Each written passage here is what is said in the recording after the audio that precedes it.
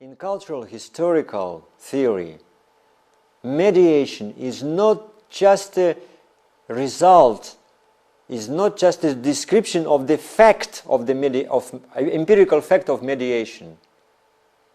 It's not a description of mediated process.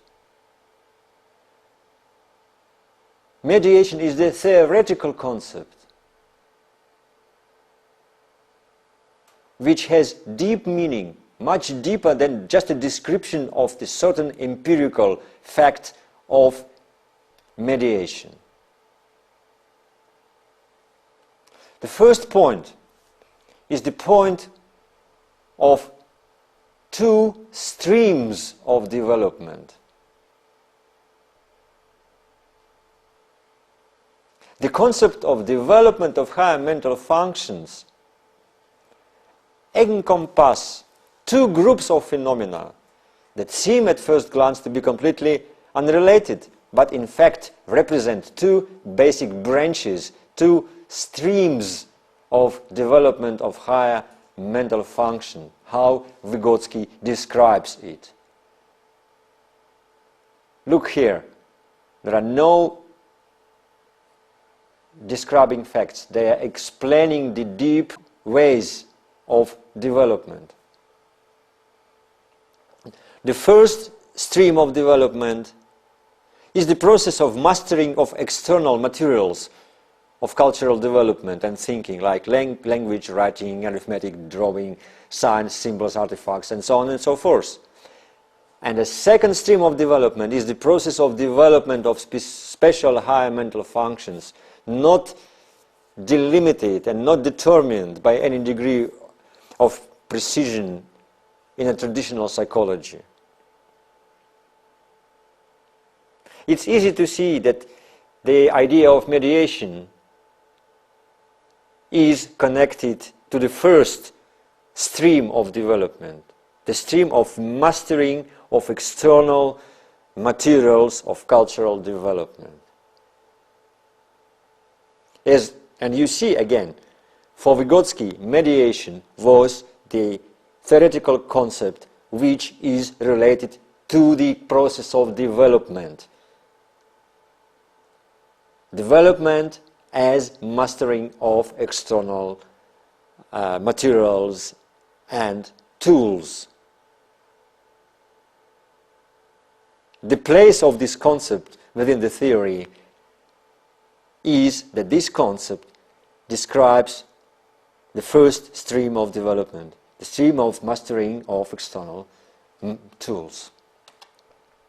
And the second point, which is extremely important within the theory, is that Vygotsky make a distinction between two types of mediating activity.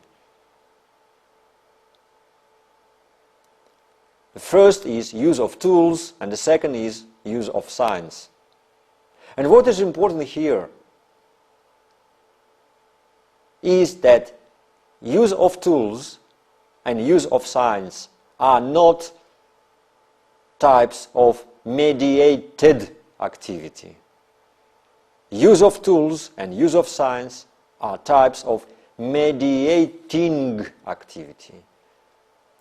An activity which is not mediated, but the activity which is mediating activity, which mediates, which shows the transition from direct to mediated actions, from direct to mediated processes.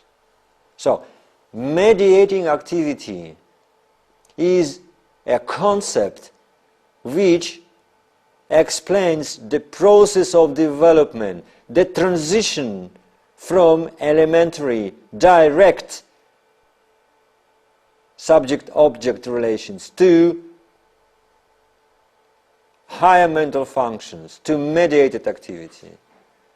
So, and the point is this transition, the point is the qualitative change of the system.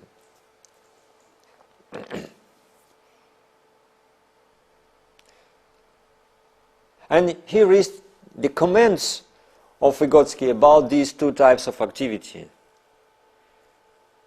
Use of science and use of tools is a kind of analog. But this analog is very limited because the nature of these two types of activity is totally different. Psychological meaning of these two types of activity is different. The tool of labor, mediates the relations between the subject and the object. But the sign as a tool mediates the subject-subject relation. The sign changes nothing in the object of the psychological operation.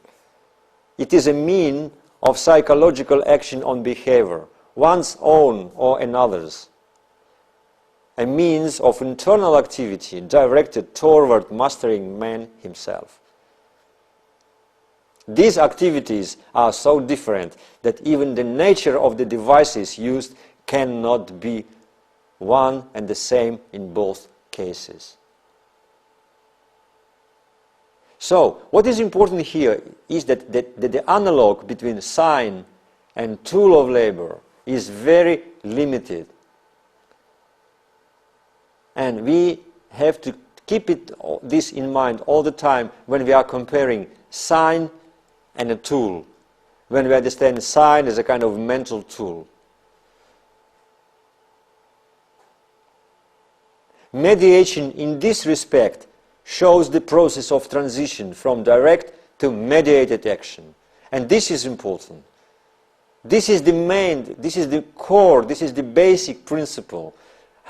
To be able to explain the process, the reorganization, the reconstruction, the qualitative change of the whole system of mental functions. The sign is a center, a new center of reorganization of this system. And point number 3, which is extremely important here, is the point that says that cultural historical theory does not describe the products of development. It is describing the process. Look, the sign arises as a result of a complex process of development. At the beginning of the process, there is a transitional, mixed form that combines in itself the natural and the cultural in the behavior of the child. And the point is not to concentrate on the product of development, sign operation, mediated activity. The point is to concentrate on the very process by which higher forms are established. So the idea is to understand theoretically, to explain theoretically the transition between direct to indirect. That is why not mediated activity is in the focus, but mediating activity is the focus of cultural historical theory. If we speak of mediated activity, we are speaking about fruits of development, about results of development. And when you speak about fruits of development and results of development, it has nothing to do with cultural historical theory, because cultural historical theory describes the process of development, but not the result, but not the product of development.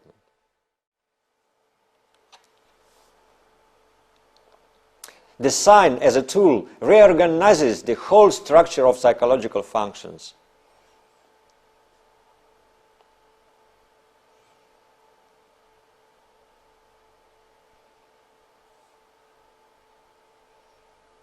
And this reorganization, the process of reorganization, but not the result of this reorganization, is in the focus of cultural historical approach.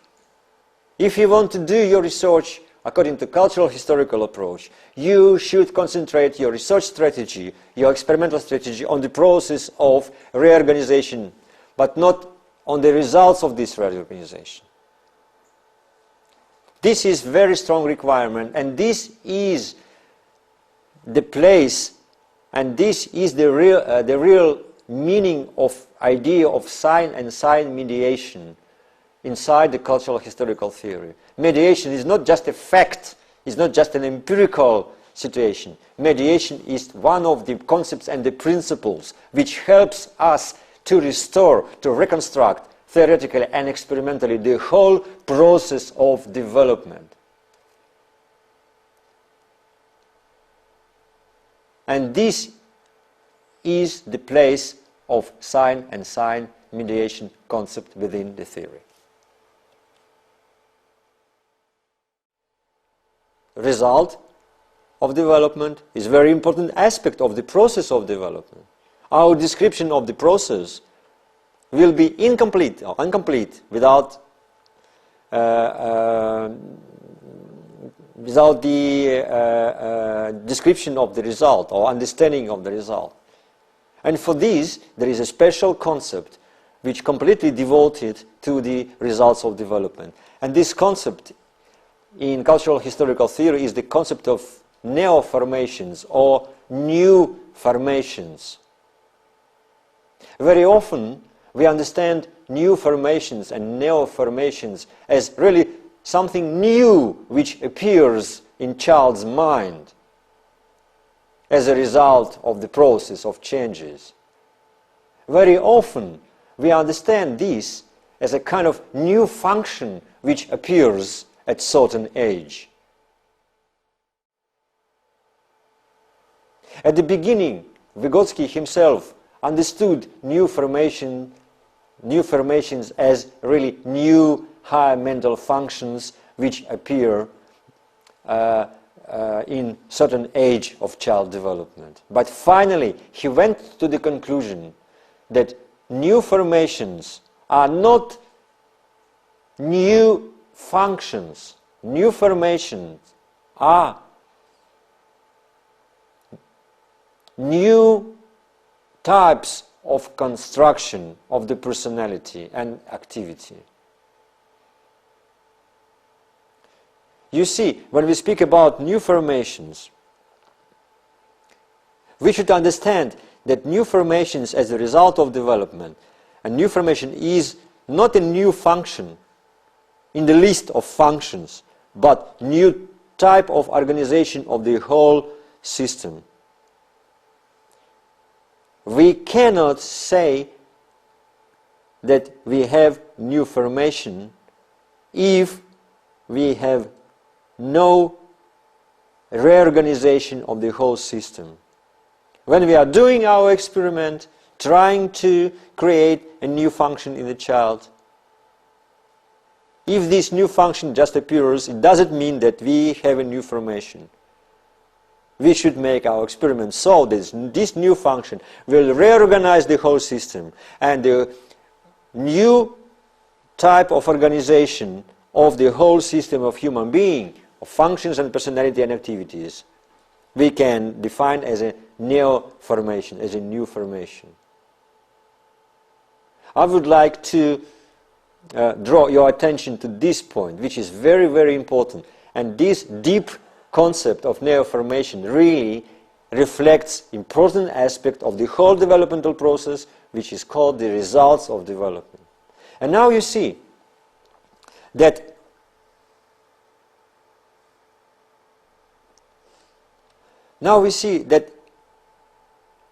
main concepts of cultural historical theory are really connected so that they are connected or linked to different aspects of development. Sources of development, forms of development, direction of development, specifications of development, and the results of development. And the connections between these concepts inside the theory can be understood only when we look on them, on these concepts, from the point of view of how they are related to the whole process of development. How these waves, how these leaves, how these branches are connected to the stem of the tree. I especially did not touch some other important concepts like zone of proximal development or social situation of development. Because these concepts are also connected to the development. Even the formulation of this concept really show that these concepts are about development. Look, zone of proximal development, or social situation of development. These concepts are very well described in literature, but my task was to show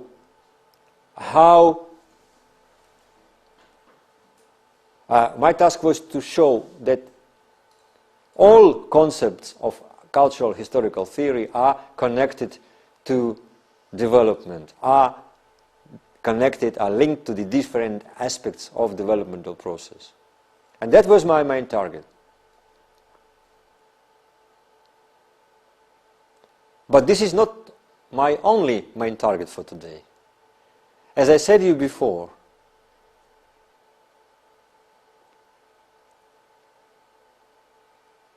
every theory, never mind physical, chemical, psychological theory, is based on certain general law.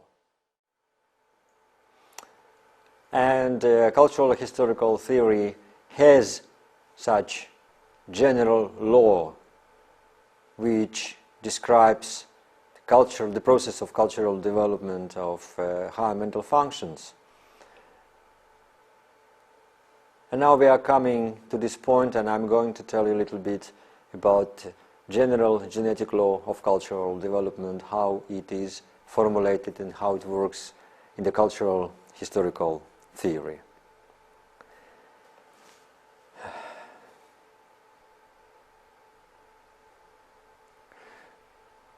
You can see the formulation of general genetic law of cultural development, which says that any function in child's cultural development appears on the stage twice, that is on two plans. Firstly it appears on the social plan and then on the psychological plan.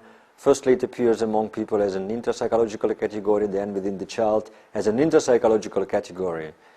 This is equally true with regard to voluntary attention, logical memory, the formation of concepts and the development of volition.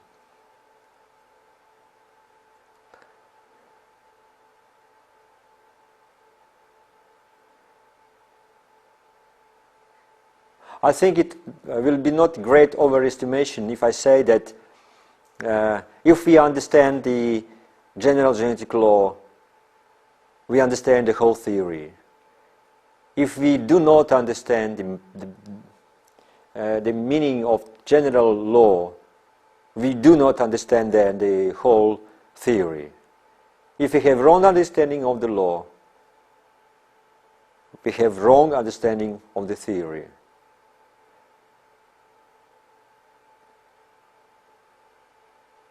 And what I'm going to tell you now is that there are different understandings of general genetic law of cultural development. And this is the problem which really brings difficulties in understanding of the whole Vygotskian theory. I will give you an example. If you look on the book, or in the book Mind in Society, published 1978, you can see the formulation of the general genetic law giving in the following way. Every function in the child's development appears twice, first on the social level, then later on the individual level, first between the people, interpsychological, then inside the child, interpsychological. This applies equally to voluntary attention, to logical memory, and the formation of concepts. Look, you can compare these two translations of the formulations of the general genetic law. The first translation is translation I made from Russian, from Vygotsky's collected work, and the second translation, which is in Mind in Society. If you look on these two formulations of the same law, you might see that they are very close to each other. Higher mental functions first appears in social relations, then inside the child. First it appears on social plane, then individually. And it seems at first glance that the meaning of this general law is that every higher mental functions first appears in social relations of people, and then it appears inside the child as a part of his own intrapsychological system. But if you look more attentively to these two translations, you will see some differences between these two translations. And these differences are very important in order to understand the meaning of general genetic law. And the first point, which is the point of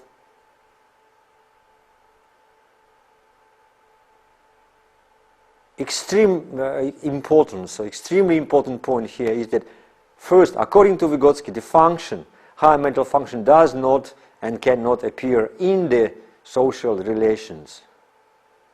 Because, according to cultural historical theory, every higher mental function before coming internal mental function was external because it was social before it became an internal. Strictly mental function. It was a social relation of two people. So, social relation is not an area, is not a field, and not the level where mental function appears. The social relation itself becomes human individual function. This is the answer. It means that higher mental function does not appear in social relations. It means that higher mental function firstly appears as a social relation between two people. I think you see the difference. In social relations or as a certain social relation. The meaning of the law is that higher mental functions were social relations between two individuals. Not in, but as.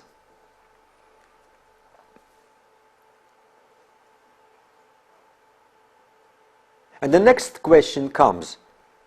If every higher mental function was a social relation between two or more people, does it mean that every social relation can become a mental function? It's quite a logical question, isn't it?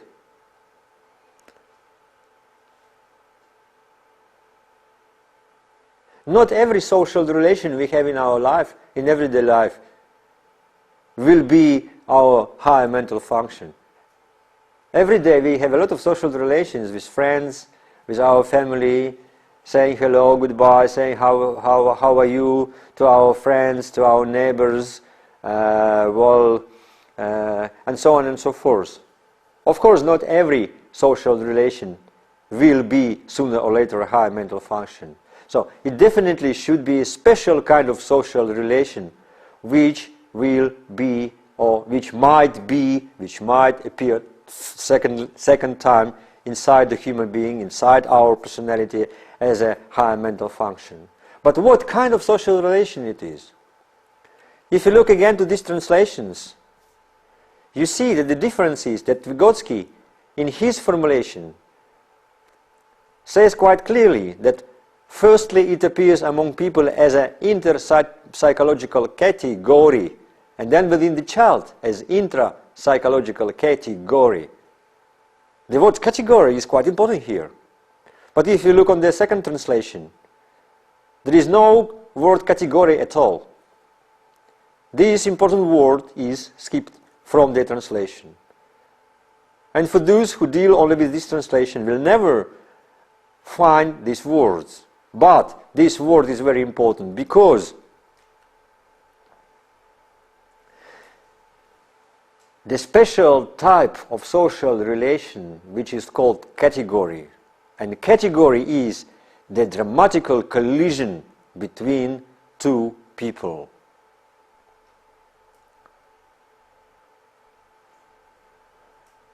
the word category was used in Russian language of that times as a special term which describes the dramatical collision, the event between the two individuals. Like in theater, drama, every dramatical piece on the stage consists from categories, from dramatical events which follow one another and which create the whole piece. This term category was taken from the theatrical vocabulary, dictionary. And this word is very important because Vygotsky was one of those people who was growing up in that time. And Vygotsky was very much involved in that cultural movement of pre-revolutionary and post-revolutionary Russia. Vygotsky used to know and used that language of Russian culture. The language which is now mostly forgotten in Russia and outside that country. So, category is the dramatical collision between two people. We experience in our life, sometimes, not every day likely, sometimes we experience some dramatical collision and this is the special type of category which really brings changes to our life, which really brings changes to our character, which really brings changes to the construction of our human personality. I may give you an example. Imagine the situation when yesterday you met your old friend you haven't seen for many ages. You met accidentally somehow, and we went to the restaurant. We were talking and speaking together, eating and drinking, explaining what happened to you during these years you didn't meet. And then suddenly something happened, and you had a quarrel between. So, and during that quarrel, you said to your friend some bad words. He also said to you something which is very painful for you. So it was a very, very bad collision and a quarrel. And you met as a friends, but at the end you were like enemies. You interrupted your meeting, and then you went home, speaking to yourself, continuing this quarrel, saying your arguments and debates and so on. You couldn't sleep well. You were continuing this debate, saying that, well, why I didn't say that, why I didn't say that to him, trying to explain, trying to continue this fighting. But in the morning, you suddenly recognize yourself absolutely different, saying that what I did yesterday, he is my friend, why I said such bad words to him? And what happens? The same category, the same collision, the same event now happens inside you. And you are experiencing again and again the same quarrel. But you are looking on this situation from different point of view. You are very critical to yourself. You say to yourself, hey Nikolai, please, next time, don't do things like that. You feel shame. You feel yourself very sad. It means that the same category appears on your internal stage, internal plan. And it really brings changes. It really makes you different. And the process of development is going on. And all your mental functions are involved. Your memory is working because you are remembering that what happened yesterday. Your emotions are completely involved.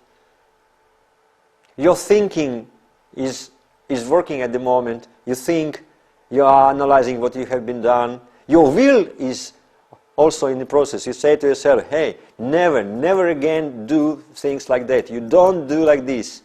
You say to yourself, you are teaching yourself, you are just making some conclusions which really can change your attitude, really can change you as a human being. And this is what happened with you. And this is an example which shows how the general genetic law of development really works. And this is the message what Vygotsky is addressing to us, that the general genetic law of development says clearly that human development goes through the category, through the experiencing of changes. And now we go back to the picture from which we have started today. We can make a conclusion that mental development is the subject matter of cultural historical theory. And mental development is a complex process of qualitative reorganization of psychological systems. Every concept in this theory is related to certain aspect of the process of development. Every wave and branch of the tree is connected to the stem of the tree. And altogether, all the concepts taken together as a whole, they describe all main aspects of the process of development. Sources of development, moving forces of development, main directions, specific features, results of development, and finally, general genetic law of development. I'm pretty sure you remember what my first metaphor, or my second metaphor I used today, is that the cultural historical theory is not a box of instruments. You can come and take the instrument you like.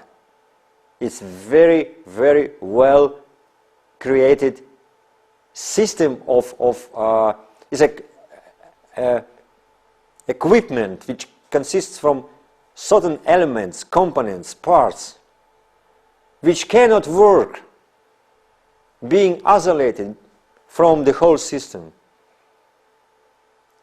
They can work only together because they altogether explain theoretically the very process of development, of cultural development of higher mental functions, which is the subject matter of the theory.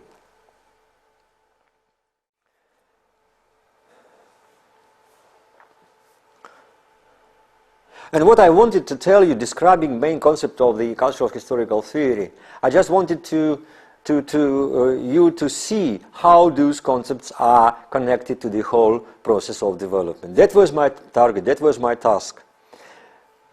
If you want to know more about that, just go to the library, take Vygotsky's books and read.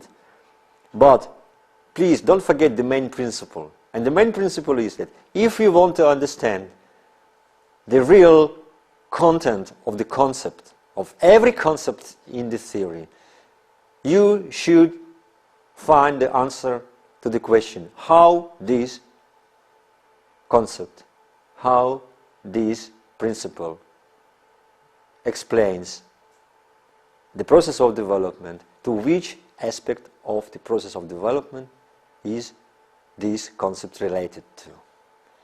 And you will then find the answer.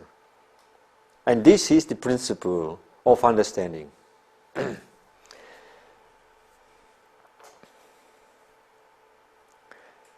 And I think now we can make a next step in coming to the second part of the class, of this lecture. And this second part will be about the research methods. Genetic research methodology.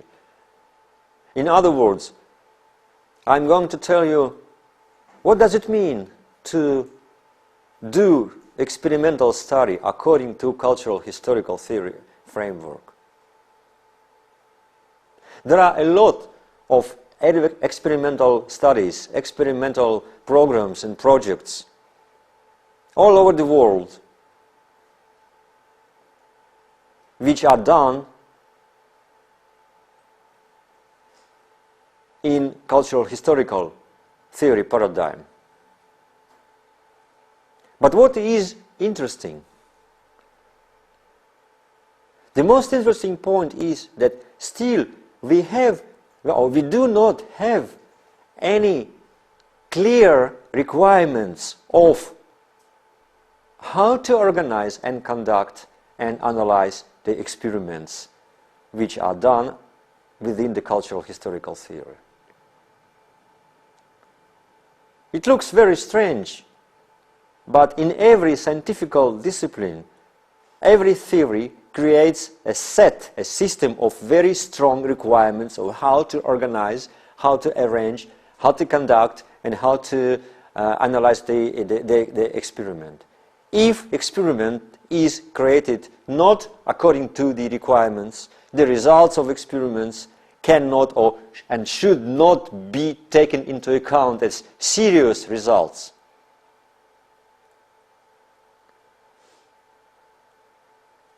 And the situation nowadays is that cultural historical theory is probably the one theory, the only one theory, which has no clear system of formulation of principles according which experiment should be created, done, conducted, and analyzed.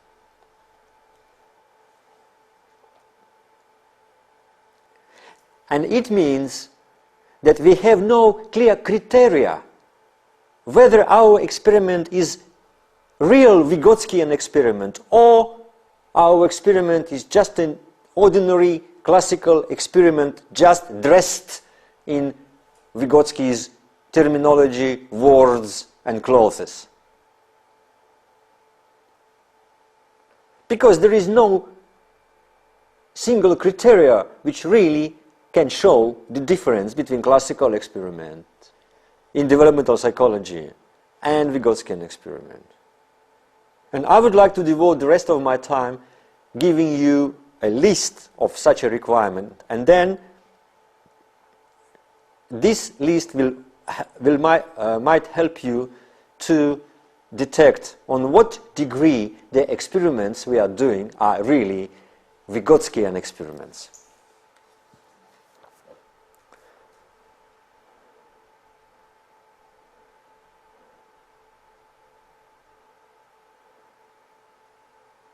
So, the genetic experimental method of study of the development of higher mental functions introduced by cultural historical theory differs from classical psychological experiments. And this difference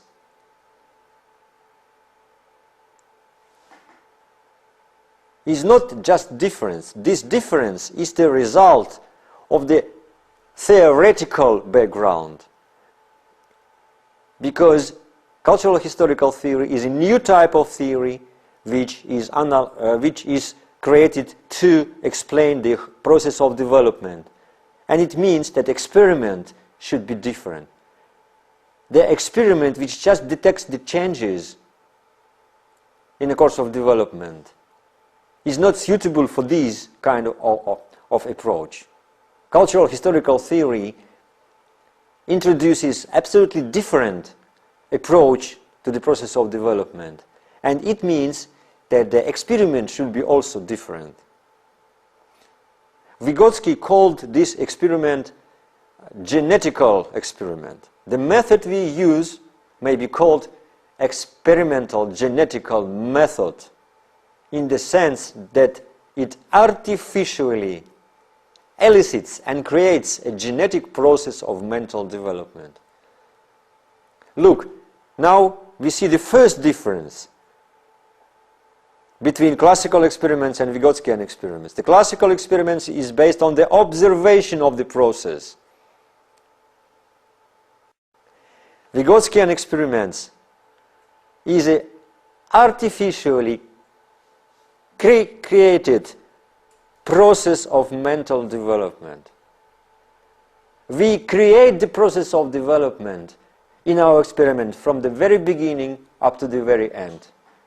We artificially create the process of development in the laboratory in experimental settings. And all our experimental settings, all our experimental tools we use should be working as components of artificially created process of development.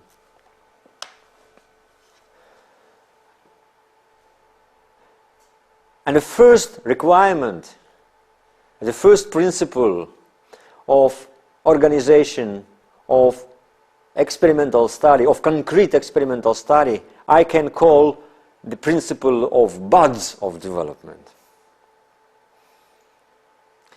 Child development is not a linear, homogeneous process. Simultaneously, there are different levels of development of different functions in the child.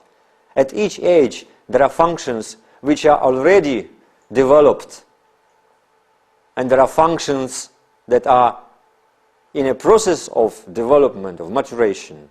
So, there are functions that have not yet matured, but are in the process of maturation. Functions that will mature tomorrow, but are currently in an embryonic state.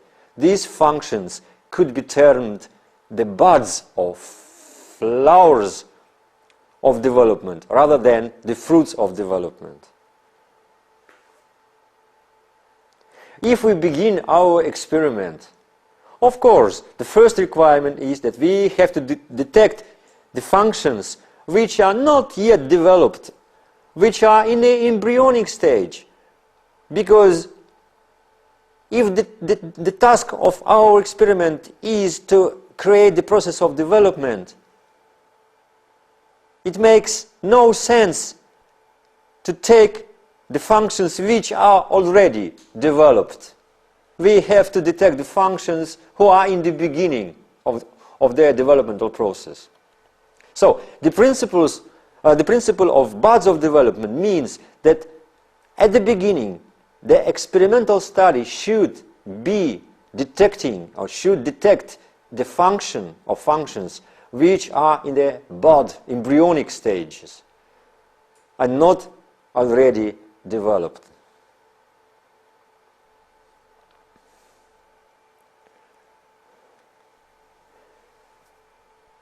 Principle number 2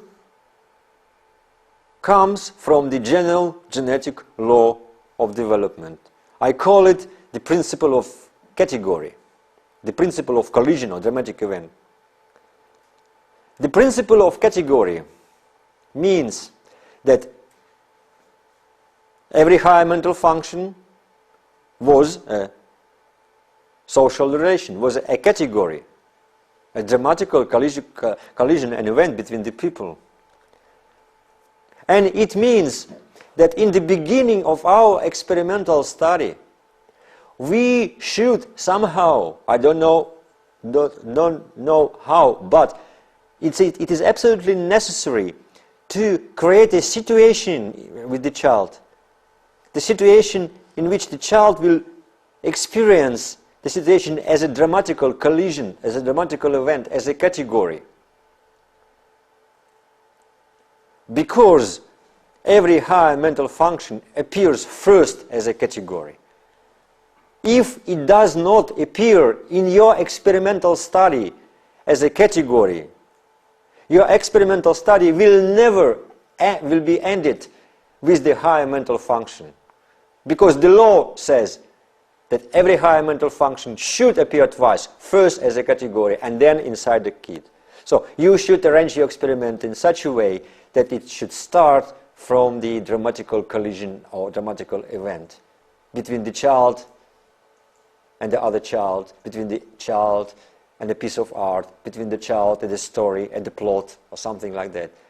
It doesn't matter what instruments you use, but what matters really is that the instruments should create the situation in which child finds himself in a situation of the experiencing of certain collision, certain dramatical event, or something like that. So this is the necessary requirement, because the law, the general law, says that it must be first be a category, and then secondly, internal category. Principle number 3 comes from the idea of the real and ideal form. There is no development if there is no interaction between the ideal and real forms. And we already discussed this point. So, it means that the principle of interaction of real, natural and ideal cultural forms means that in the course of experimental study, both forms should be detected. It also means that the higher ideal form must be presented from the beginning of your experimental study. You should begin your experiment with detecting of the ideal form, which from very beginning should be presented to the kid. And second, you have to have a system of instruments and tools and methods which will help you to arrange the interaction between the ideal form and the real form of the child during your experiment. I'm not going to tell you what concrete means and tools you should use, but this is the requirement. If ideal form is not presented to the child at the very beginning, if the ideal form disappears during the experiment, if the ideal form is not interacting with the real form of the child, your experiment is not developmental. Your experiment is not Vygotskian. Your experiment is not a cultural historical experiment.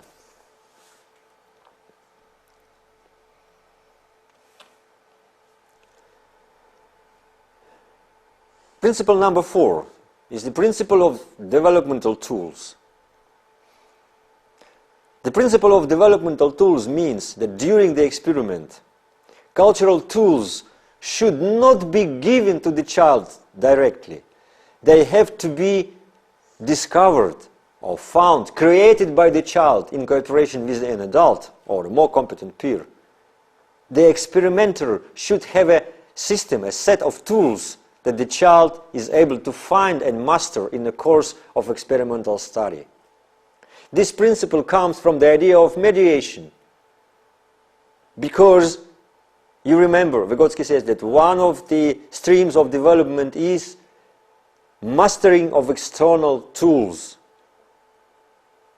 If during your experimental study you have no tools which are ready for the child, the child can find and use as his own tool, your experimental study has nothing to do with the stream of development, which Vygotsky labeled as a stream of mastering of the tools.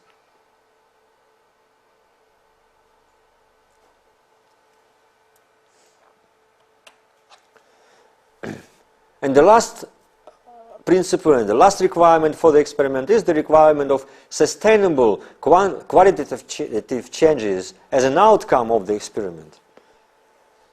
And we remember that neo-formations are not just new functions that appeared as the result or outcomes of development. They are rather a new type of construction and organization of the psychological system as a new nexus of elementary and higher functions.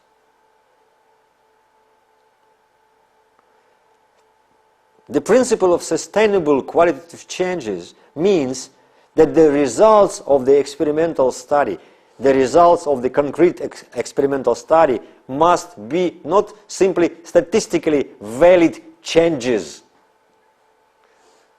They should be a new quality of the structure and construction of child's consciousness as a result of its reorganization during the experimental process. These new qualitative levels of organization should be experimentally detected and described. If you have no instruments, if you have no tests, if you have no tools to detect and describe these sustainable changes, this new construction of the psychological system, you will never find any valid provements that your experiment is successful. This is quite strong requirement, but this is the only way how to detect whether your experiment was successful or not, and why.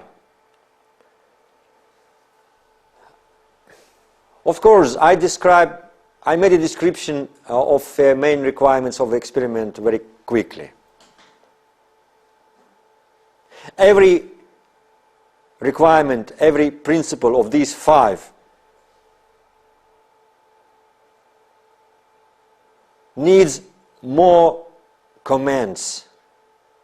But my task was not to tell you about details. My task was just to show you the nature of cultural historical theory, the difference of this theory from classical traditional developmental theories. My task was to show that in this theory there are 2 sides. First is the set of theoretical instruments which help to understand the process of human development. And on the other side, there is an experimental method which is a system of experimental instruments of discovering and of investigating of the process of development in concrete experimental studies. This is quite fantastic tree, but definitely this is not a field of the flowers you can pick and collect very, very good ekibana. So, and my task was just to introduce this kind of theory for you. And of course, my class was not made in order to explain the whole theory. If you want to have a deep understanding, you have to read Vygotsky. But I will be very much pleased if before reading Vygotsky's original text, you will keep these main things in mind beforehand. Thank you very much for your attention, and see you again. Hey.